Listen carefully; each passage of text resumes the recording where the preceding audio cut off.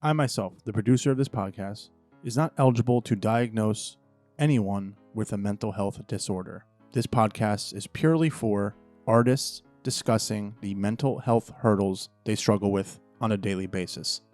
Oftentimes, actors feel rejected, especially when they're going on auditions. You feel alone, you feel insecure, you feel like this is the moment where your whole career is riding on it.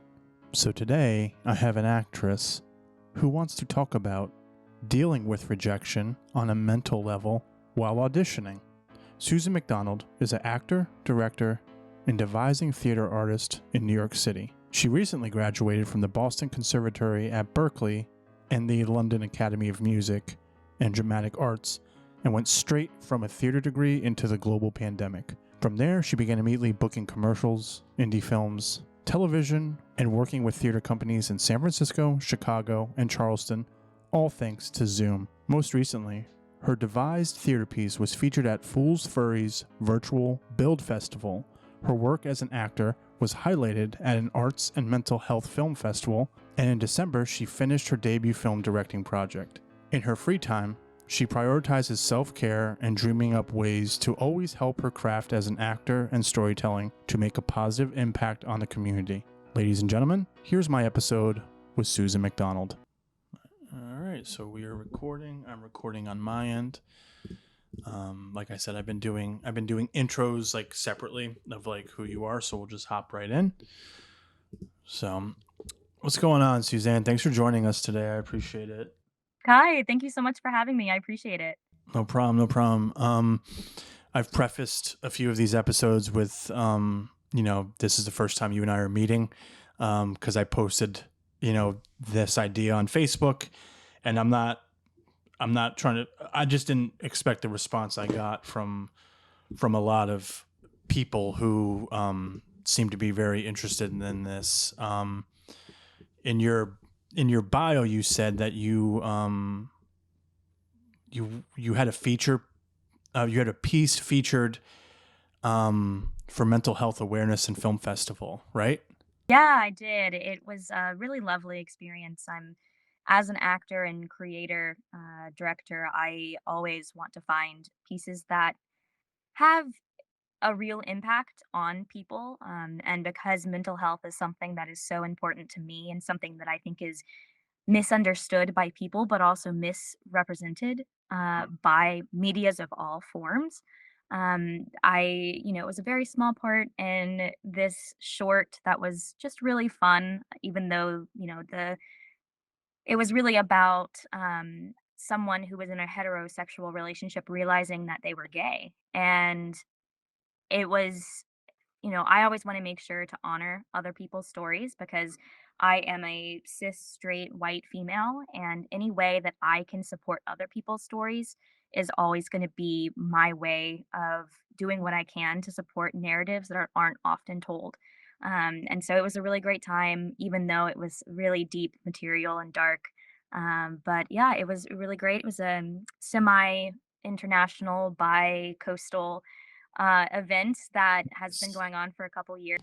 It was virtual, I'm assuming, or It was both virtual and oh, cool. Okay, completely virtual. okay. And this year it was both. And the cool thing about that festival was that it was a mixture of theater and of film. Because there's this great question now of what does recorded theater do and what does that mean? Is it theater? And so it was kind of asking both of those questions. Yeah, I think I don't know. I think recording theater, that's interesting. Because it's. Are you talking about like doing it virtual? Right. Yeah, virtual theater that was pre-recorded. And what does that is that theater? What does that add to theater? Does it take away? That's kind of been a really big question in the theater world. With other festivals, I did a devising theater festival via virtual, you know, virtual realities, I guess, Yeah. online. And, it was a devising theater festival, but pretty much everything was recorded because it's easier to do it than live because not all theater people have access to equipment. And so that festival was really intense. And that was actually about, you know, a woman from Lebanon and I being from, South Carolina, meeting and realizing that we have so much in common, and especially culturally in common. And so we did a That's devised interesting. movement piece around the feelings of that.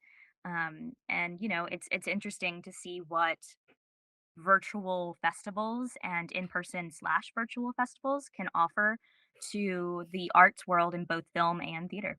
Yeah, no, it's interesting because I help run a film festival. This is my second year, and this is going to be the first year since 2019 they're back in person.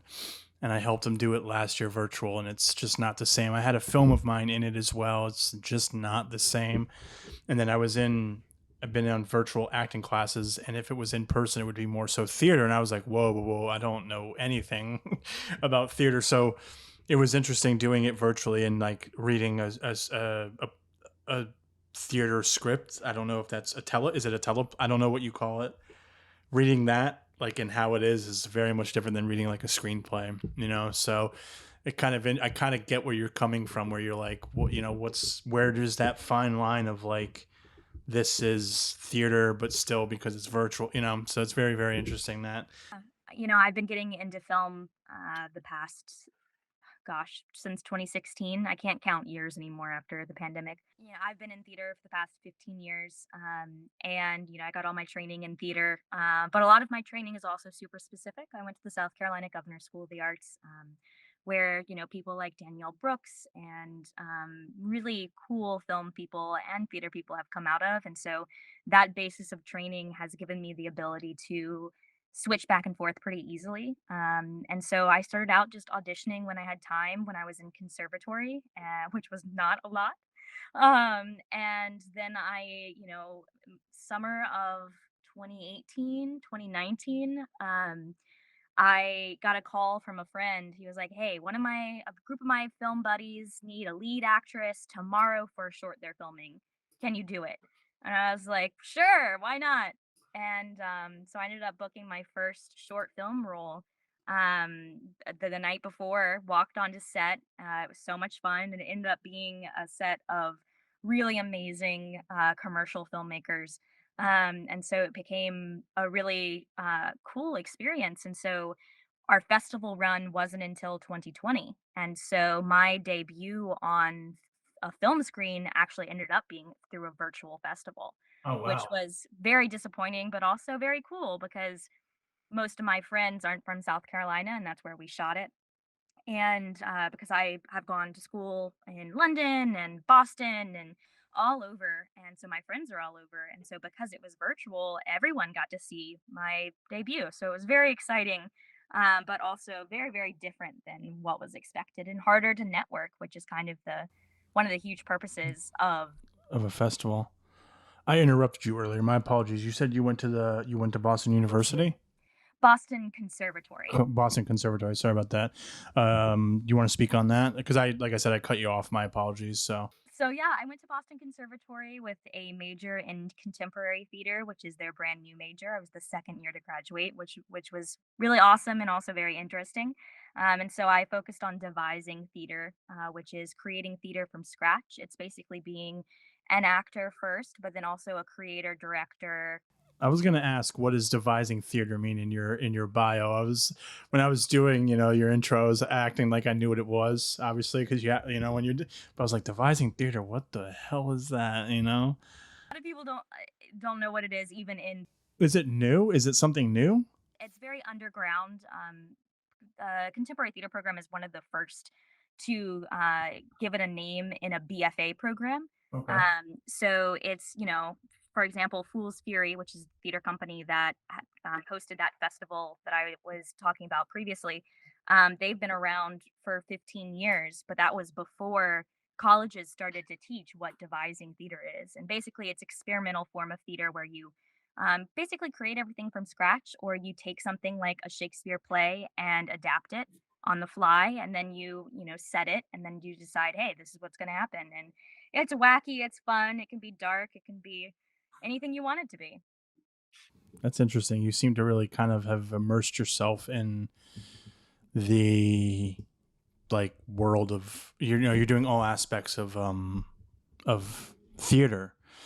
It just seems really, really interesting. Like it's always interesting to me who's someone who just has no history of theater or no background in theater to hear people who are so into it, you know. I mean, when I was growing up in South Carolina, we didn't really have very much film going on that you could get your hands on. So I went into theater, and I actually just directed my first short film, media film, which was super exciting. Oh, Um, and I've been assistant directing and, PAing as much as I can. And I'm also a production coordinator.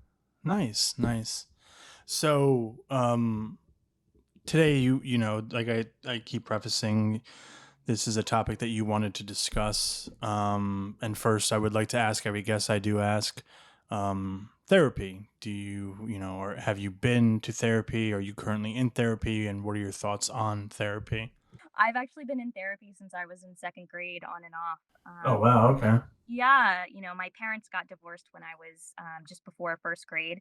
And so my mother was terrified that she had, ruined me. And so I started going in a couple years after the divorce just to make sure everything was good. Like I didn't feel like it was my fault. And I didn't. And so I just stayed in for a while, and because I've always suffered with depression and anxiety. And so I've been in therapy on and off since then, and it's been great, actually, with the same therapist. Wow. So they've been able to see you grow and get it, as an adult, and that's awesome. Yeah, my parents split when I was 4 years old, and my sister was 2. I think that's the correct math. And I don't know about you, like I don't know about your friends if their parents split. None of my friends' parents really split, so I felt like no one really got it. And like my wife now, when we first started dating, she didn't understand, like, oh, you have to split holidays? Like, what's that about? Like it's something that is so normal to me that is not normal at all. And that's the thing. And my wife and I were expecting a baby girl in July, and all these thoughts in my head are like, don't be like my parents. And I think I don't want to speak for you, but like that's for me. And even my sister before she got married, she's like, what if I end up like mom and dad? Like, I think that's just a fear people have when they have parents and when they're a product of divorce, of parents being divorced. That's funny. I agree, and I'm also different. I also it's been so normal my entire life, because I only have a handful of memories before the divorce because I was like 6. Yeah, And I don't it's have just any, so yeah, that's all I yeah, know too. Yeah, yeah. it's just normal, just what my Hmm. life was, and I don't remember any judgment. I was being bullied for other things, so, but people didn't really seem to care about the divorce other than some more religious people. But Yeah. I think for me, when you talk about, I don't want to be like my parents, I have two really great examples of one of my parents. They were both lawyers. One is a judge now. And, I saw one of my parents who hated the law and did it because their father told them and wanted to provide for a family. And, he doesn't hate it, he loves it. But he loves it because it's his job. And then I have another parent who loves the law. I mean, just loves it. Like they love it the way I love acting and film and theater. And so that's been a really good example of, I want to both provide for myself, but I also know that if I give myself over to what I fully love, I'll have a better, happier life. And for me, I'm 24, so I'm not quite at the age of marriage. But I have a lot of people who are getting engaged right now, Yeah. which is interesting. I absolutely loved my 20s. I'm 10 years older than you, and you carry yourself a lot older than you, because when I was 24, I didn't, like, partying and all that other shit. That's all that mattered. And when I hit like 27, 28, that's when, men just obviously, what is it? They age a little bit. It takes a while for them to grow up. I'm sure but no, you seem to be very at peace with, you know, I guess the outcome. Personally, so I went into therapy right before we got married, and being like, I need to, go to therapy before I get married, just to kind of like get myself straight and get ready and all that. That was in my head. And not once have I talked about what I initially went into therapy for, which I'm about a year and a half into therapy. When I was a kid, we went, on and off, as families, as myself, because I had a learning disability, and I suffered from like severe ADHD and these other things. And I think everything from the divorce, being, having depression, anxiety, or like thinking it was my fault. But, when you get older and you realize it really wasn't. And I don't know about you, but like for me, I sat there and I became obsessed as to why they got divorced. And I finally asked my parents, they kept asking, they would say, no, like just stop. And then eventually they told me, and it really didn't make me feel any better, if I'm going to be honest with you. But I feel like I need to know, as opposed to my sister, who's like, hey, but now my mom has been married for 26 years. Yeah, she remarried and she's had, she's married 26 years. So it's like, I don't know why I became extremely obsessed with it. I think I just wanted to know. That's my probably weird personality. Um, I always knew it wasn't my fault, That's and good. just knew that my parents were very, very different, that they're complete polar opposites, which hmm makes me kind of hypocritical in sometimes the things that I do, because my friends will be like, you just said this, but you did this. I'm like, uh huh. Just because I was raised by two people who are very, very different, Yeah, and they are both so happy and living their best lives that's now. good. And, for me, I think something you mentioned earlier about marriage, for me, I laugh to myself and I'm like, well, I'm not really scared of getting divorced. I'm just like, oh, well, if I'm unhappy, there's always divorce.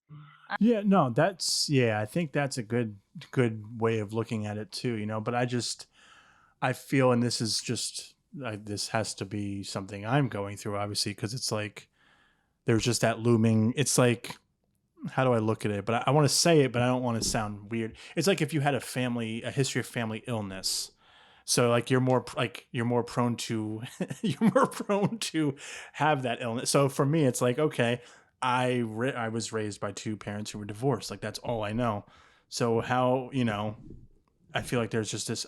I'm just really bad at putting this added pressure on myself for kind of like no reason, But you make a good point. Like if you're just unhappy, like just then you can get divorced. But I also personally I want to fight. I want to fight more than my parents fought for, in my opinion. I don't know the way they tell me stuff. It seemed like they kind of fought for it, but it was also like my mom was just kind of fed up, So Of divorce, my grandmother got divorced, and so it's very normal on my mom's side of the family. interesting. And I think in a similar vein, when I'm with a guy that I'm dating, whatever, it may look like, in my head, it's always like, well, relationships end. There's always an ending. And I think that that is more of the chronic response to divorce that my parents had. But I don't think that it definitely has a negative impact on me through that lens. But, I work hard to remember that every relationship is different, and the more pressure I put onto myself, the worse things can get. And so trying to set my mindset straight is really what I'm all about, is because I kind of believe that if you put something in words or in thoughts or in actions, then you will see it reflected back to you. And so trying to put out the best possible version of yourself even on your worst days, is kind of my goal almost every day, even if the best version of myself on one day is just like having a glass of water. Yeah. Yeah, I need to adapt that. You're like I said, you're wise beyond years.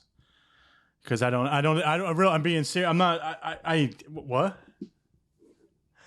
I'm sure. Yeah, I'm sure. Well, no, it's just, and I'm not. I don't always like to bring up age into certain things or all that. It's just I feel like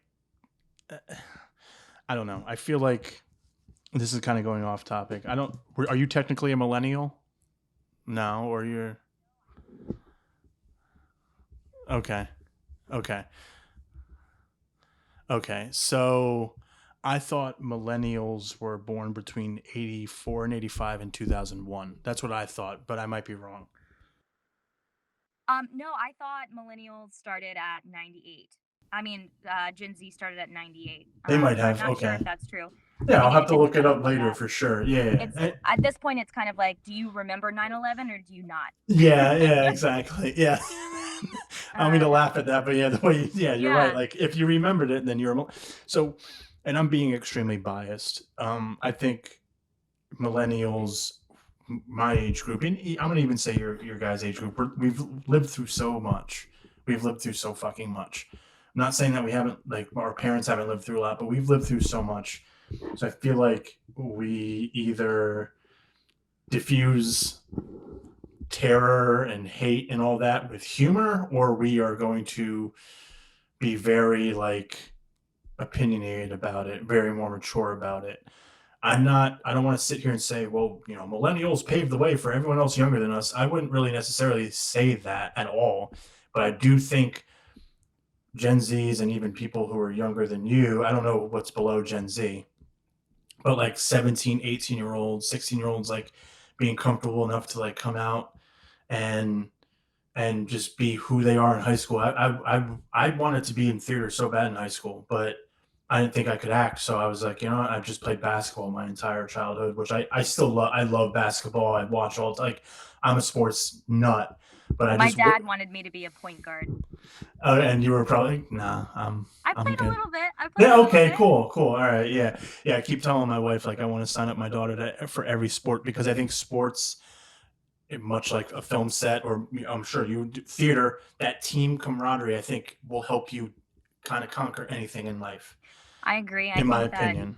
I think the big difference between sports and the arts are how to teach empathy. And I think Yes. that empathy is easily taught within storytelling, and it's harder to see when you're pitted against teams. But yeah, But the first thing my dad likes to joke that he taught me was how to dribble when I could that's stand. funny. Well, you have some athletes now coming out and saying, like, I don't know if you followed it or if you've ever seen it, like, especially basketball players, like, they'll post an article on Players Tribune about, like, how I'm dealing with depression. Like, you would never see Michael Jordan talk about how he was depressed. Like, it's just a different world we're living in. I think that's what I'm trying to get at, is like our age group, like early 20s to now mid 30s, like, we grew up so differently. And I'm really hoping to, I'll thank my parents for it, but I'm really hoping to pass everything down. Like, I remember my dad said, like, if you're gay, it's all right, but your life's going to be a lot fucking harder if you are. Like, that's just how life is. He's like, but whatever you are, I'm going to support you. I think that's important. A lot of people don't. A lot of people do not hear that enough. I think we're coming from a generation where a lot of this stuff is normalized. Seeing a trans actor or actress, seeing a trans swimmer who people are going crazy over now, apparently, but just seeing these things, it's just normalizing it. And when the people who aren't used to it, I'm not trying to be morbid, but when they pass, and that way of thinking passes and all that, things are going to be able to get a little bit more normal. But I do think it starts with millennials and Gen Z. Like, I think I know I'm tooting my own horn, but I don't know people 10 years older than me who are quite comfortable with, like, oh, two guys are kissing on TV. Oh, and now it's like, I watch Euphoria or I watch anything from A24. I'm like, okay, there's this weird, like, sex scene in it. Like, it's just kind of like I'm still eating my popcorn. You know what I'm saying? Like, it's not like crazy to me anymore. Yeah. Oh yeah. Yeah. Yeah. For me, that's why I'm an actor. I believe firmly in the power of storytelling, either on film or in theater. And, I think my overall objective as a person, as an actor, is, I want to move people to have different perspectives. If someone walks out of a film that I am in or that I'm working on with a new discovery or a single new thought of, maybe I need to see it a different way, or just even just like a question mark, I might look into that later, or maybe I'll say hi to someone that I don't normally talk to. That's my biggest goal as an actor and creator. It's having an impact, a positive impact on the people that have very small world views that are struggling. And I disagree a little bit. I think that there are pockets of the world, especially in the nation that we live in, that don't have different perspectives, and that's not because of any generation they're in, but it's because it's indicative of their community. That's a great answer. Yeah. I think it's really important. I think the art community sets a precedent of kind of how things should be. You made a great analogy of, like, how there's zero empathy in sports, and you're right. Like, I'm not, I'm not going to sit here and be like, oh, I was empathetic. I definitely, as a player, I wasn't, like if I were able, as if I was able to get into your head, that I was going to use that, but it's a thing where people did the same thing to me. So in arts, there is that empathy of storytelling, of building characters, of, you might have a character who isn't quite necessarily redeemable. I'm a big Sopranos fan, Breaking Bad fan. Um, I never watched Game of Thrones, but I know that there's a lot of, characters in that show who aren't quite redeemable. So, but you're able to make this character like an anti-hero, but why do we still love them? I think that's a very creative way of thinking of creating art, because it's something that wasn't really necessarily the norm, let's say even pre-Sopranos, you know.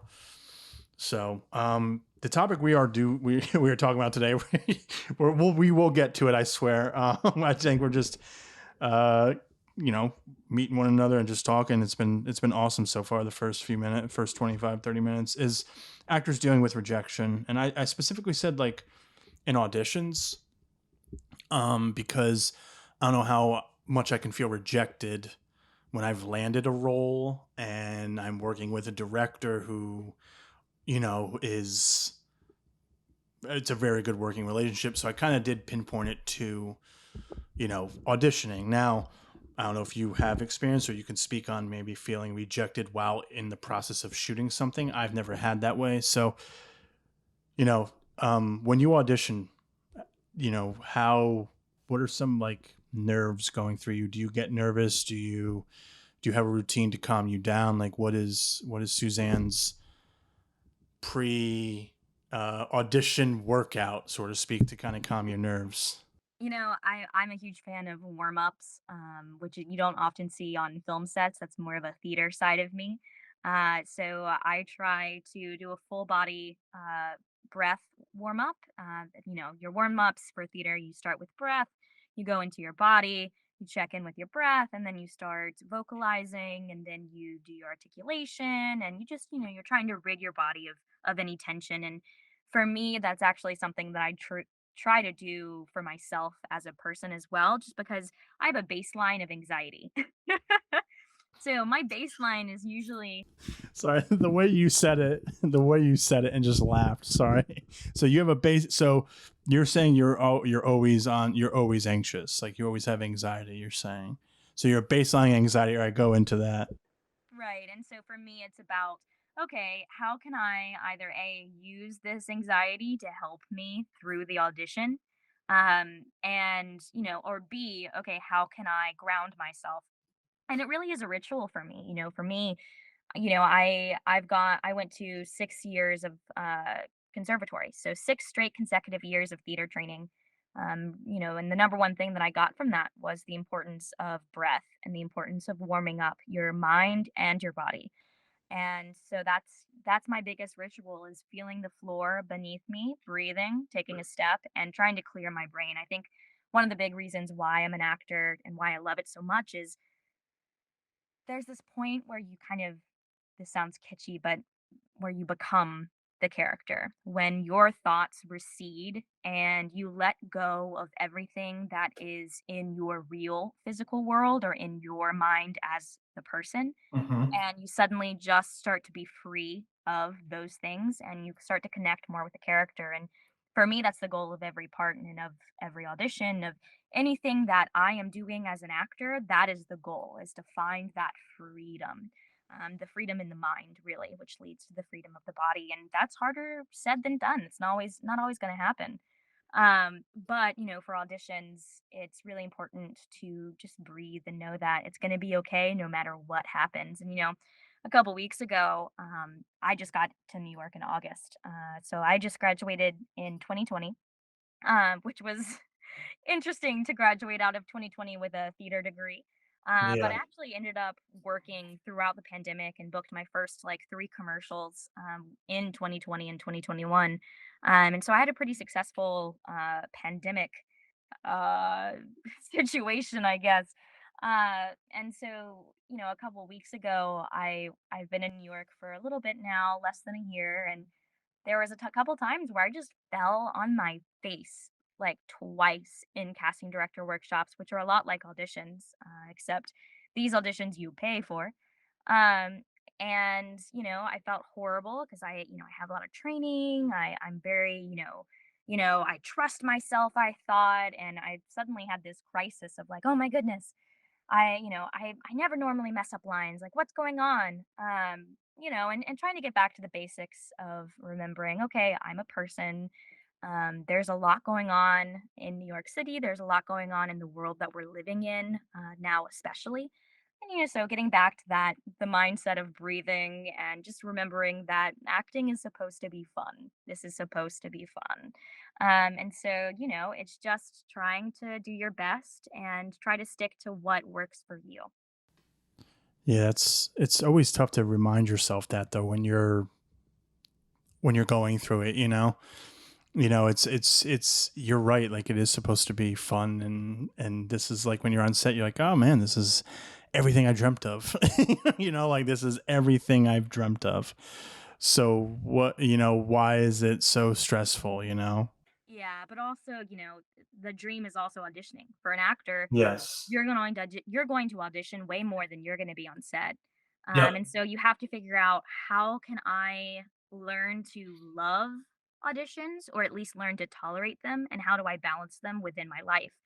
Especially because right now we're not being paid for auditions and they take a lot of time. An effort, yeah. Do you what keeps you wanting to, and this might be a stupid question, that I wrote it and now I'm reading it because I feel like I would answer the same way, but like what keeps you wanting to audition? If you do 4 to 5 auditions a week and none of them stick, so what happens on that Monday, the next Monday, when you want to audition again? Like what keeps you going back? For me, I want to work. That's period. Not because I want to make money, although I need money to survive. I want to work. I want to work on my craft with other people. Because for me, acting is not about me, Suzanne. It's about me in the room with other people. Yeah. Acting is reacting. I think that really is the core of everything. And, that's what keeps bringing me back, is the love of the actual act of acting. And at the end of the day, I try really hard to see auditions as an opportunity to act, an opportunity to learn. Because for me, acting is a constant wheel of learning, which is exciting and one of the reasons why I love it. But when you're on your fourth or fifth or eighth audition of the week, either open call or something that you got for your agent, and you haven't heard back, you don't hear anything, and it's really hard and it's monotonous. And nowadays, because everything is self tape, it's fantastic because you're saving time on travel, but it also means that you become the director and it's up to you to set up the camera and do all of these things to prepare. And eventually that becomes almost like acting in an empty room, and there's only so much you can do with a reader. And you can do your best, but it's a lot of the same thing over and over again, or getting overwhelmed by the sheer number of pages you have to learn. Some of these auditions, when they add up, are a lot of pages. Or sometimes you get an audition that is like 5 pages by itself and you have a couple Yeah. others. Or maybe you have a week of nothing and then you have to decide, okay, well, what am I going to do with that? Or maybe you're taking classes alongside of that. Maybe, you're working on your own projects. God forbid you have a job or two to try to pay for rent.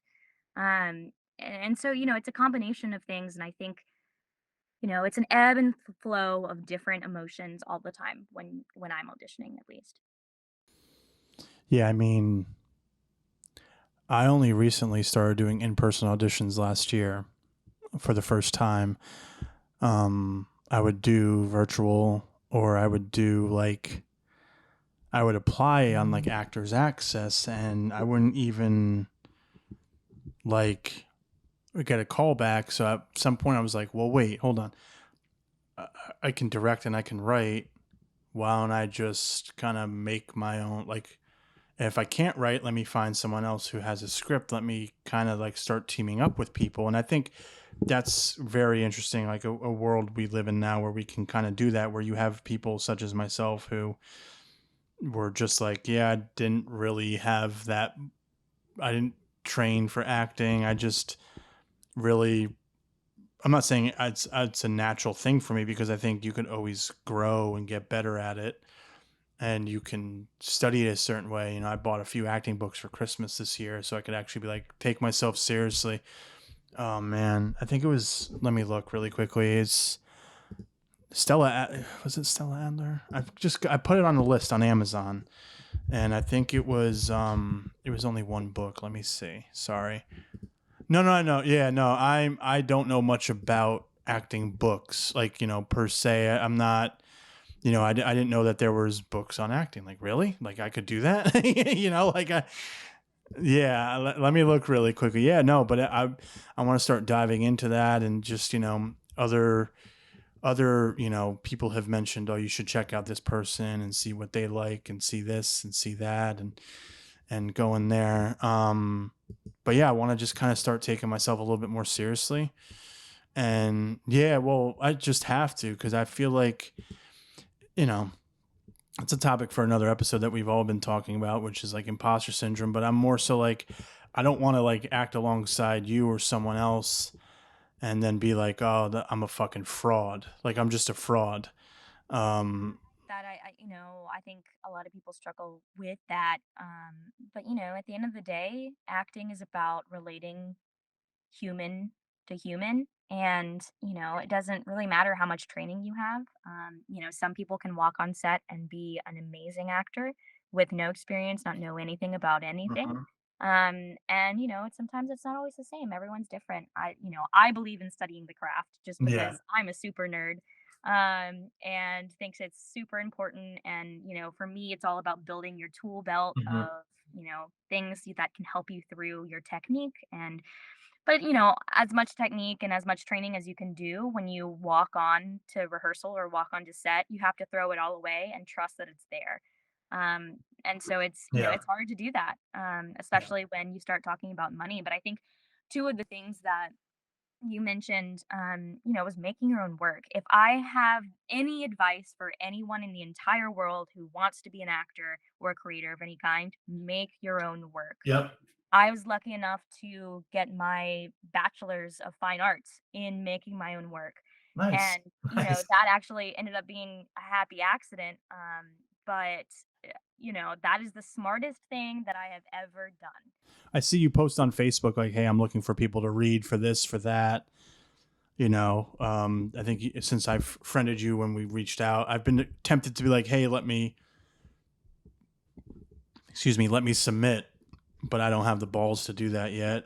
Honestly, but like after this conversation, I would love for you and I to work together, just because you kind of, when you meet people and this that kind of are cut from the same cloth, it's like very interesting. Like I said, I watched your acting reel. I was like, you were, for drama pieces, which are very hit or miss at the independent level, that came off really well. So, but I totally agree with you. I think doing your own work, like, creating your own work, is only going to get you better. It's going to help you in the long run of like figure out what you really want to do. Really quickly, I have Sanford Meisner on acting, The Art of Acting, and An Actor Prepares I got for Christmas. I'm going to start the Sanford Meisner on acting, I think. Yeah. Yeah, I've heard. Yeah. Um, Stanislavski is great, and Actor Yeah. Prepares. That's a long, hard read. They're not really fun to read. I can't imagine them being like entertaining, because you're like just learning a craft that, for me, I'm like, well, what's there more to know? And then this is gonna probably just blow me out of like blow my brain, like, just, yeah, yeah, just like my mind's gonna be like, what, So Some of us look, like we're dumb, young, and pretty actors who just open their mouth and say things. yeah, and it's not the But case. that is not at all what it is. But those are great. Those are great books. I'm a big fan of constantly learning. I'm reading a book right now that is Havana Chubbuck. I don't know if I'm pronouncing her last name right, but she is a Hollywood coach, and she has this 12-step program, basically, or 12-step system. And it's been really interesting because it's a lot of what I've been doing, like just kind of collecting my own tool build of things. And so Hmm. it's always fascinating to read things and to learn more. One of my favorite things that isn't actor specific is called the artist's way. I've heard that before. Yeah, it's really helpful for mindset. For me, that's the biggest thing. And going back to talking about auditions, like for me, mindset is everything, but especially for auditions, just because, right now, that's the world that we live in, is that, we're auditioning within our own rooms and minds and brains. And there's not really a point where, when you're in person, you get to interact with different humans in person. And there's a difference between interacting with people in person and virtually. And for me, I was trained for years to audition in person. And so when I moved to New York, and I was auditioning in South Carolina as well in between the 2 years of pandemic. But when I moved to New York, I was getting more and more Zoom auditions, and that was it was really overwhelming because it is a Yeah. whole different ball game. It is a whole different ball game. Yeah, because you can like when you Zoom over or when you have auditions via Zoom, I feel like you have to still be like on point. But if you're sending like a self tape, like a digital self tape, you could do I don't know how many different takes I would do until I get like the best take at in my but that's not how it is. When you're in person and you're auditioning, someone could cut you off in the middle of your energy and be like, thank you. We got it from here. And that could really fuck you up. Here, I can sit here and be like, that wasn't good. Like I've spent hours on nailing the perfect audition and I didn't get it. So, but like I had the time to still be like, do that. And there's other things as like, I don't know if you've ever done this. I recently thought of it or recently came across it. I mean, there are audition coaches. So there's literally like for $30 an hour, you can pay this coach to read, like break down the audition side for you before your audition. They recommend an hour. Yeah. Yeah, there was pandemic price. There was pandemic price. There's those pandemic prices. He says usually it's $60 an hour.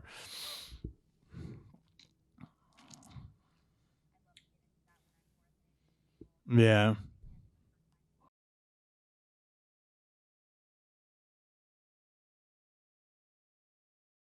yeah. I'm praying for your. I'm praying. Yeah, Anthony Robert Grosso, who's great. He has online acting classes that are really great. That are focused on film and television auditioning. So it's an audition technique class, and you can bring in things that you're auditioning with, or he assigns you scenes. And it's practice. But in person, I love because that's what I was trained for so long, and because you get that interaction and it feels less like rejection. I've never been stopped in the middle of an audition, so I don't know how that feels. I have. Um, It's yeah, but I'm sure that is really hard to swallow. For me right now, I think with taping my own self tapes, I have this room for error that, like, oh, I stop in the middle and then I go back and I do it again. And then I stop in a different place and then do it again. And for me, that's a really bad habit of yes, stopping in the middle of the scene, because then you get used to that safety net. And yes, on set, you know, you can take multiple takes of things, and you are going to take multiple takes of things because you're going to have different camera angles and lenses. yeah. But at the end of the day, for me, being from theater, I wanna get things right nailed on in the first or the second take. I want creatives to be able to rely on me as an actor, that I will Mhm. help them as crew get through their day. Because, I've been everything between a PA, a production coordinator, to assistant director to director on crews, and I'm trying to crew as much as I can. And, It helps it's out. I think. Yeah. I No. think it teaches you so much, and the thing is, I was on a shoot recently, um and we were running out of time, and no one wants to go overtime. Like, we're already working 10 to 12 hours. Period. Like that's the minimum, not including overtime. And it was I don't mean to toot my own horn, but the director came over to me and just said, "Hey, thank you so much for nailing these in one take." um, because I was saving hours of time for the crew. And I don't think that actors in film, if always know what's going through the other side of the camera and how much work it is. Yes, Yeah, as an actor, it's a lot of work. You're not just coming and saying your lines. There's a lot of prep work for that, and it's a lot of sorrow, and it's a lot of rejection. But everyone has a lot of work to do, and it's not just. yeah, I think I wish both sides could understand. Like when I was in school, my teacher's like, if you have to take an acting class in order to understand what actors go through. And I did, and I was like, holy shit. So it kind of changed my perspective on directing. But I'm, much like what you're going through and what you're experiencing, like I think it's important to do both sides so you understand. Like if a crew is like, hey man, sorry we're running short, like, we're sorry we're taking a long time to set up. I'm like, trust me, I know. Like just trust me, I know. Or if an actor says like, give me another, like can I get another take? Can I get another take? I understand. If we have the time, yes, we'll do it. So I understand that. One more question before we leave. What is some advice you would give to actors on dealing with rejection if they didn't land a role? Yeah, I think right before I answer that, real quickly, something that I really want to make sure people hear is that there's a difference between rejection and silence. And a lot of the time now, because we're doing self tapes, all you get is silence. Can you And expand upon that, please? yeah, of course. Because I So, love that. I love that. I love what you're saying. So the process is you get an open call or you get an audition for your agent. And then you self tape it in a room with a reader or a reader virtually or by yourself if it's a monologue. Then you edit it, you think about it a lot, you're in your head, and then you send it off. Your agent may say thank you, they may give you, compliments, they might not say anything. And then if it's an open call, you just send it. You don't get a response normally that it says received. You don't get a response of we'll let you know what happens. You don't get a response most of the time of thank you for submitting. We are going with someone else. I've only gotten like two of those. that's crazy, by the way. I really quickly, I'm sorry. I'd make it a point to respond back to people and be like, hey, I'm sorry. Or, kind of regret to inform you that we're going to be moving on we're going to be moving on with another choice, this, and that. And people are very much like, um, they're shocked by that. And me, I'm like, wait, what do you mean you're shocked by it? Isn't that normal to do? And no, it's not, which is, it's kind of mind blowing to me if I'm going to be honest. But then you think of it through a casting director's perspective. Okay, they have 3 days to get the team they're casting with thousands of submissions. How do you go through that many submissions and still, dot your I's and cross your T's? But the silence is manipulative in your own head. And the silence for me is what is almost worse than rejection, but also sometimes better than rejection. And so I think now we're dealing with this form of there's no other way to describe it but silence, that really you then interpret. And you don't get any feedback. There's just nothing to go from. There's no energy like, oh, she shook my hand really well, or she made it a point to hold the door for me and say thank you for auditioning. Like there's these little things you can pick up on when you're in person. And unfortunately we're to the point where the first time I got a thank you for auditioning, we're closed now and we've gone in a different direction. I got a C-mail that had that message and I was upset because I was like, I thought this was a C-mail audition. Okay. Yeah. Yeah. And so, it's I think right now with what I'm struggling with the most as an actor is not rejection but silence. Mm, And how to interpret that as a person, I yeah. am a person on the other end of this silence. It's almost like ghosting, a little bit. A little bit. I think it's very much like ghosting. Ghosting. I'm gonna say something right now. Ghosting is probably the worst thing to ever happen to humanity. Sorry. I hated it. I hated it. But yeah, and so for me, that's what I'm struggling with. And I think my biggest advice to actors about rejection, at least in this context, is the rejection you're seeing via silence is up for you to interpret. Okay. You can interpret it as I'm a horrible actor, no one's ever going to hire me, I'm embarrassing, whatever your self loathing thoughts say, or you can interpret it as casting is super busy. They know me, they saw it. You don't know if they're seeing your work. You really don't know if they're seeing it. I try to convince myself that they've seen it. They see my name at least. And I've heard this saying that casting directors have to see your work or your name at least 3 times before they're going to call you in for a callback. And that makes a lot of sense. They want reliable people. And so for me, it's all about how are you interpreting that silence or the rejection? And it is that something you're beating yourself up over forever and ever, or is it something that you're doing actionable things? Are you changing your marketing? Are you changing your headshots? When I say marketing, headshots, reels, that kind of thing. What are you doing for yourself? And that's not to say that there is no room for anxiety, depression, sadness, being frustrated. There is room for all of that, and trust me, I'm going through all of that and all at once sometimes. Yeah. Um, but at the end of the day, it's also where is my mindset and how am I reacting to it? Because at the end of the day, it's only affecting me. People sending out silence or rejection letters. It probably is not the greatest email to send, but it's impacting me more than it's impacting them. And so, how do I train myself to not feel like a horrible actor or a horrible person when that happens because it's a part of the game and you got to learn how to play the game. Yeah. Yeah. There's a game with everything, and I think this is a big game that we're a part of. So yeah, positively or negatively. Yeah. Flip the Monopoly board and storm out? Is it over? Or are you going to keep playing and see what happens? Love that. That's the perfect way to end it.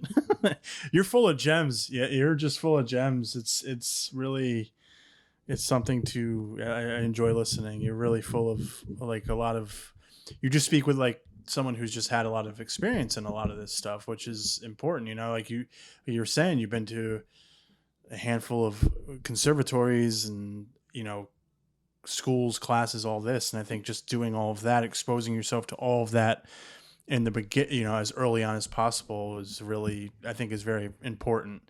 I started very much later in life with film, and I've gotten, in the past 10 years, I've gone to where I wanted to get, and all that. But it's just kind of refreshing to hear people's different takes on certain topics, especially in the arts. So I appreciate you coming on again. I don't know if there's anything you would like to plug at the end of this episode, whether it be, social media or, if any of your projects that are coming out, please feel free. The floor is yours. Check out my website, Suzanne, Susanne, McDonald, McDonald.com. And then my Instagram is Suzanne, SUSANNEMCD1120. And, check out that IMDb page because there's this thing called a star rating meter. And it's really annoying, but it's also a lot of fun. Every Monday they rank how many people have seen your page. It's quite fun. It's also infuriating, a lot like the silence and rejection that we were previously talking about. Yes. But yeah, I have some exciting projects coming up. In the fall, an episode of Evil Lives Here on ID Network is coming out, featuring me, which is super exciting. And I'm Nice. always working on my own work, casting and production coordinating and writing and trying to direct. So we'll all see. Just follow along to find out because I'm finding out too. Perfect. Thank you, Suzanne, again for coming on and talking. And I hope to have you on again soon. Yes, please. I'd love that. Awesome. We appreciate it. All right. Thank you, guys. Until next time. Once again, this is Where Is My Mind, a podcast about mental health and the arts. I'm host and producer of the podcast, Christopher Orangeo. All episodes will be available on Spotify, YouTube, Apple Podcasts, Radio Public, and Amazon Music.